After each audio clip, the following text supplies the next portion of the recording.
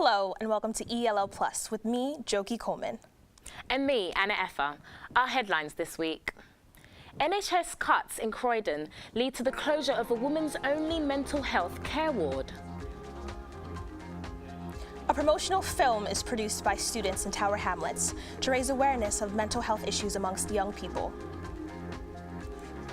Amnesty International's Tower Hamlets group is appealing for Iran to release British-Iranian woman Nazanin Ratcliffe.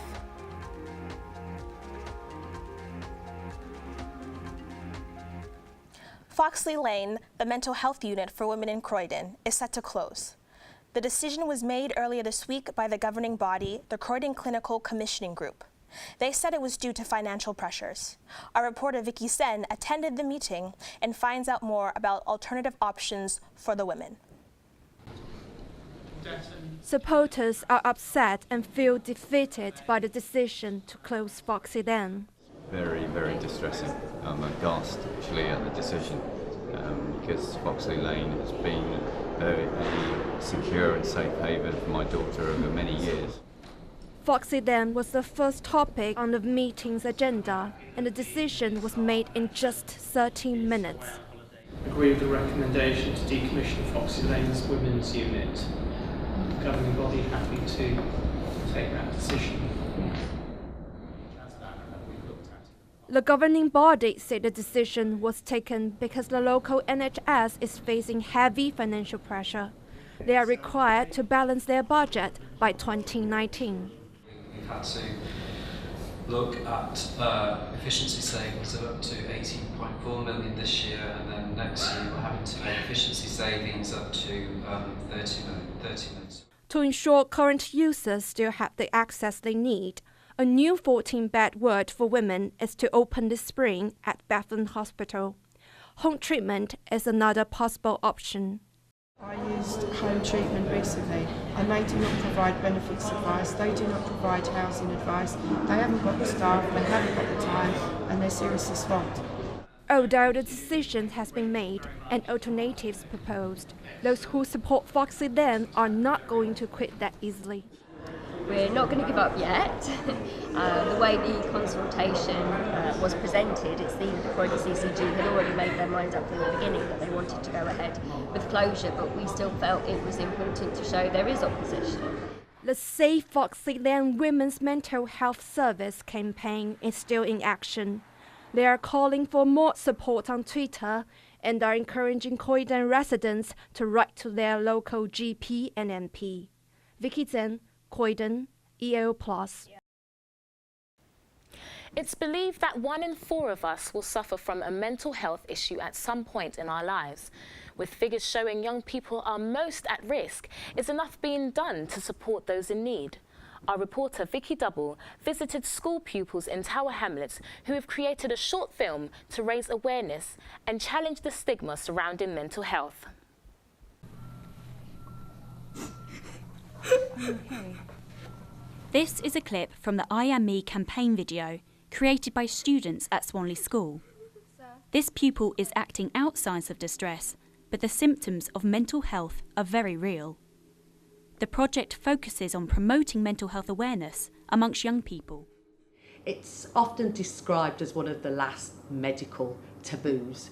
It's something that families are often and individuals are ashamed to talk about, and we think it's important to bring it into the light, to talk about it. It's nothing to be ashamed of. The school collaborated with the Mile End Community Project, who put on after-school workshops to help create the film. The project was set out to raise awareness on mental health that takes place amongst young people, and at the same time to empower young people to be confident about who they are. Pupils were clearly inspired by taking part. I think people are so shy of what people think of them nowadays. Everything's based around image, so if someone's different in a certain way, then they feel like they can't talk to people about it, but we want them to know that you can talk to people about it. There are people out there that understand, and you don't have to be afraid anymore. I think it's definitely really good to promote it and make sure the word is across to like everyone. In a speech made earlier this year, Theresa May said an extra £15 million worth of funding would go towards creating resources supporting mental health, with an emphasis on young people and schools.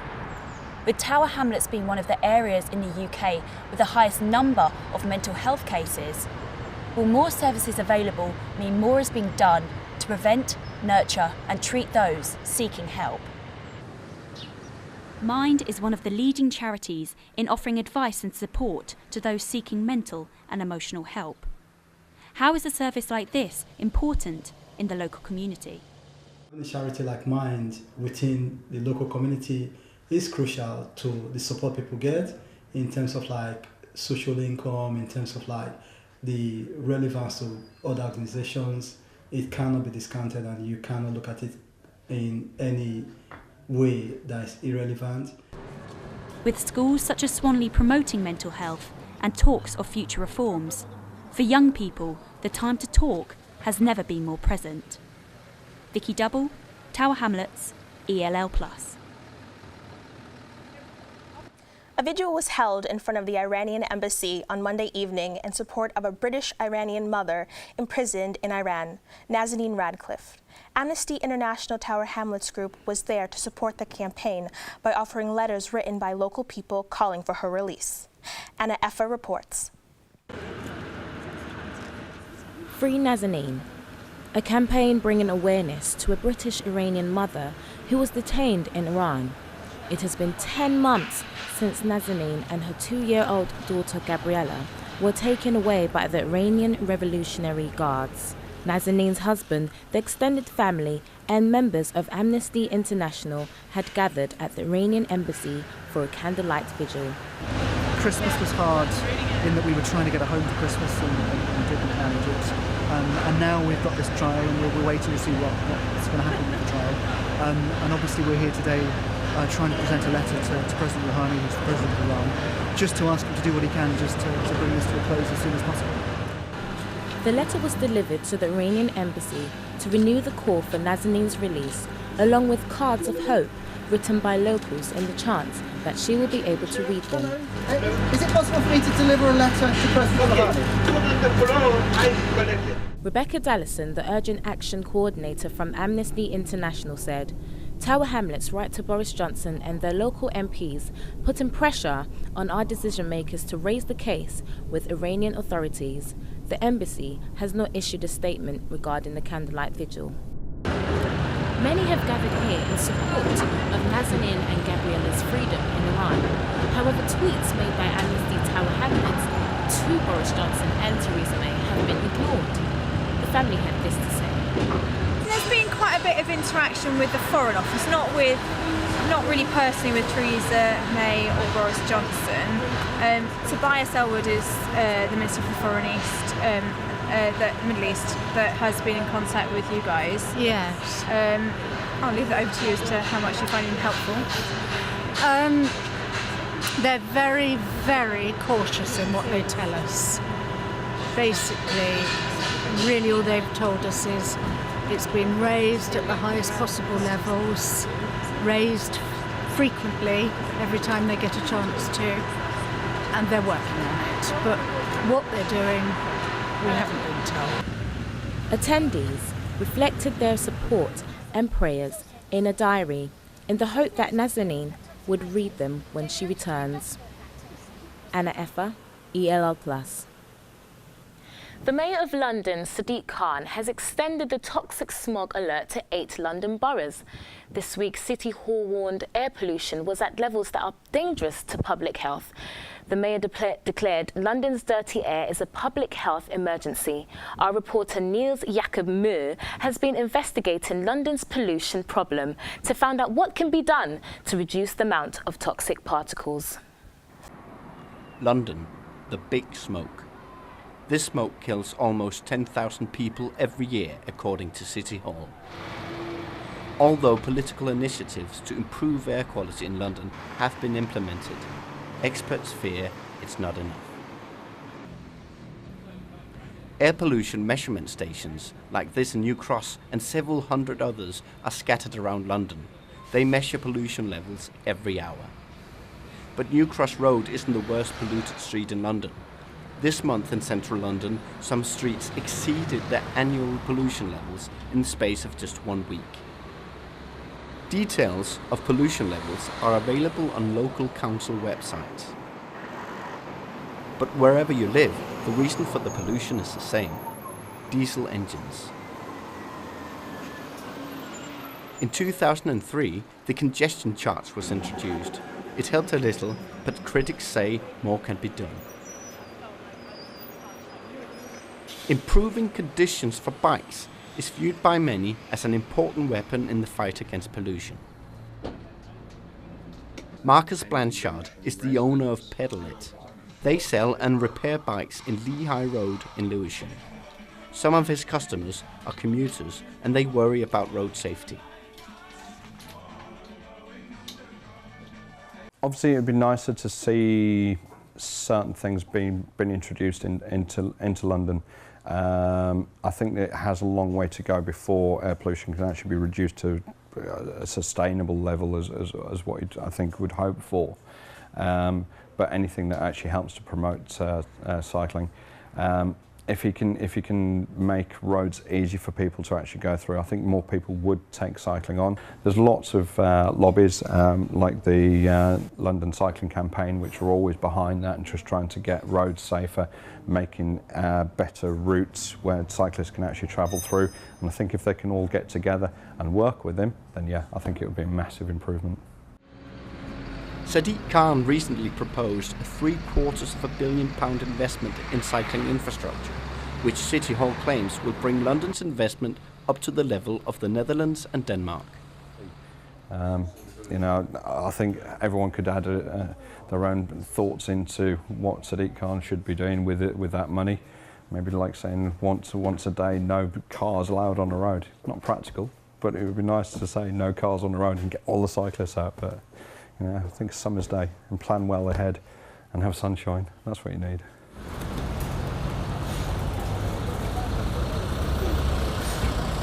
Sadiq Khan wants more people to bike around London, and he believes this requires a major overhaul of London's road traffic infrastructure.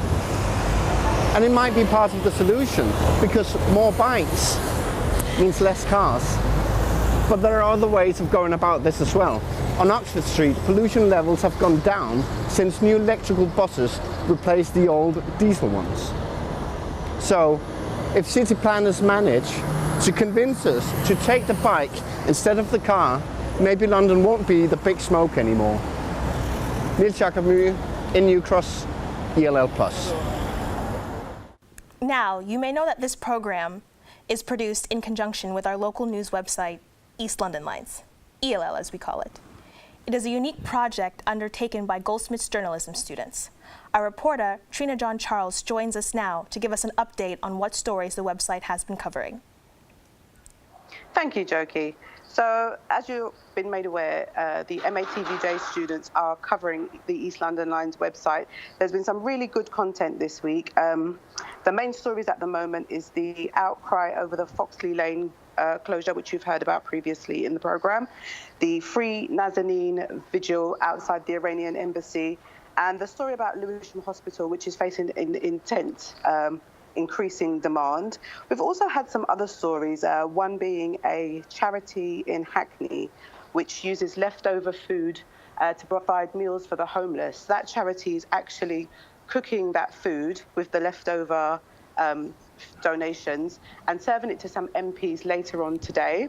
There's also a story about unlicensed landlords, specifically in Croydon. What about the future? What stories are planned for next week? Well, coming up next week, we're actually covering the anti-Trump demo. It's called Bridges Not Walls. There's a branch based in Hackney, and we'll be following them over to the bridge where they dropped their banner in protest against Trump. We also have an interview with the Hackney American football team, and there is also an interview with a mother from Croydon with terminal cancer who's campaigning for a life-extending drug to become available to her. That, as well as our What's On features, getting you ready for the weekend. Trina, thank you. Thank you. Stay with us. We're taking a short break now. We'll be back shortly with a roundup of local news.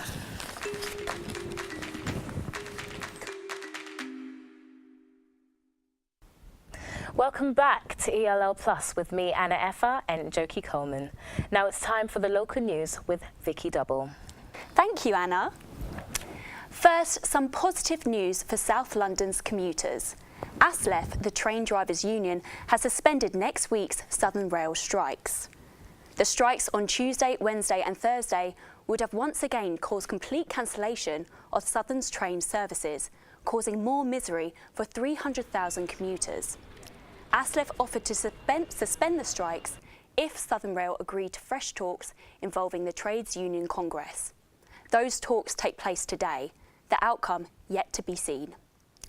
The RMT union, whose conductors have also been staging strikes on the network, requested to join the negotiations, but for now, their strike action on Monday is still due to go ahead. Voting for Tower Hamlets' young mayor has opened. The scheme offers young people a chance to speak about what democracy means for them and represents them in the borough. The elected candidates works closely with the Tower Hamlets mayor, youth council and key stakeholders. In Hackney, a number of MPs are tucking into a meal made out of leftover food. Food Cycle, a nationwide charity that collects surplus food and turns it into meals for the needy, are hosting the meal to highlight how much good food we throw away. The MPs from the Environment, Food and Rural Affairs Select Committee are investigating ways we can cut down on food waste. Across the UK, we throw away more than 10 million tonnes of food per year, while at the same time, 8.4 million people in the UK struggle to get enough to eat.